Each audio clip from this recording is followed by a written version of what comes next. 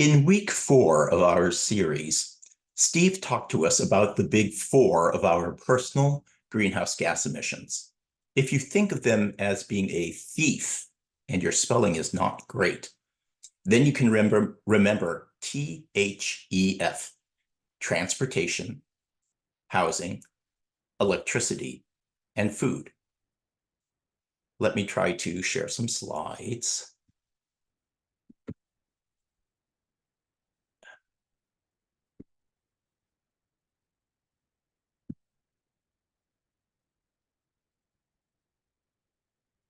All right, can you see the slides? I can't hear you.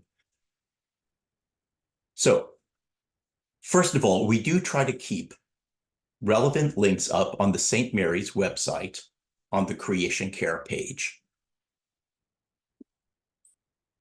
Next, while Steve talked to us about his household's carbon emissions, yours might be different. To get an idea which categories are most important for you, use a carbon calculator. There is one listed here.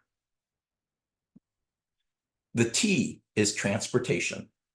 Whether this is a big category for you could well depend less on how you travel and more on how much, with air travel potentially leading to a lot of travel.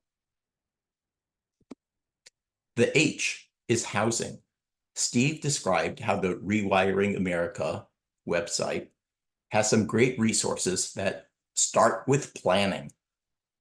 Click on Start Planning Today or Make a Plan. Remember that there are lots of financial incentives, and if it feels overwhelming, feel free to ask Steve or me questions. The E is electricity, and this one is pretty easy. Sign up for C3 Prime Electricity, which gets our electricity provider to contract for solar and wind power for your home.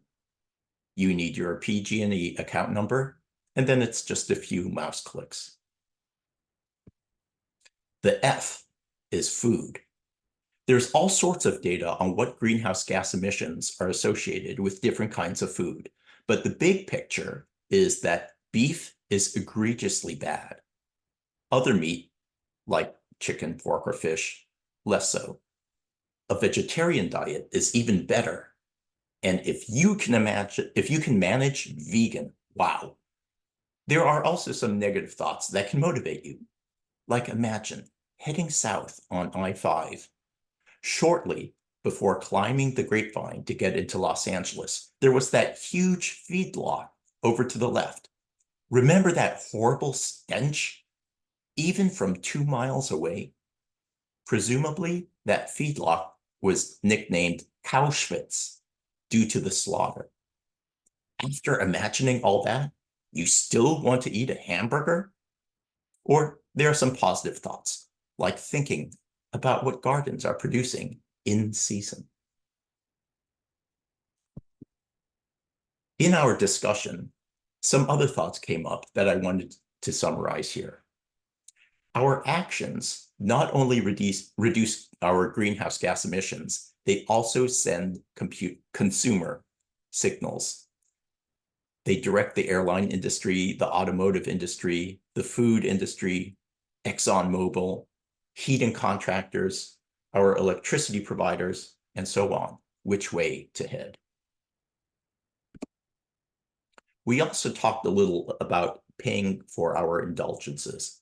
For example, if I fly, how about I atone by paying some money? How much?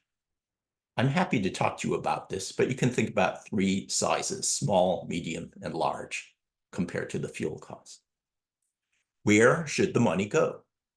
My favorite climate nonprofit is THEF, the Clean Air Task Force. But someone also pointed out that you can set up your own fund for your home electrification projects. Incidentally, if you do pay for indulgences, please let other people, like me, know. It helps encourage other people, and I am collecting stories.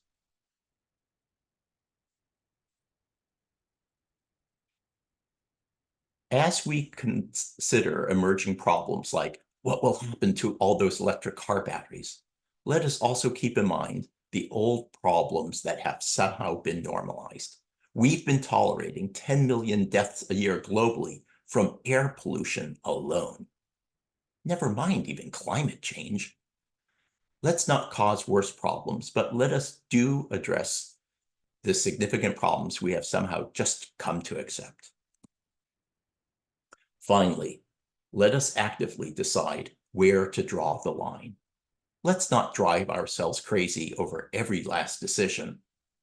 I may draw the line that I will not worry about which apples to buy, but I must draw the line somewhere. Space tourism is definitely out. How about air travel?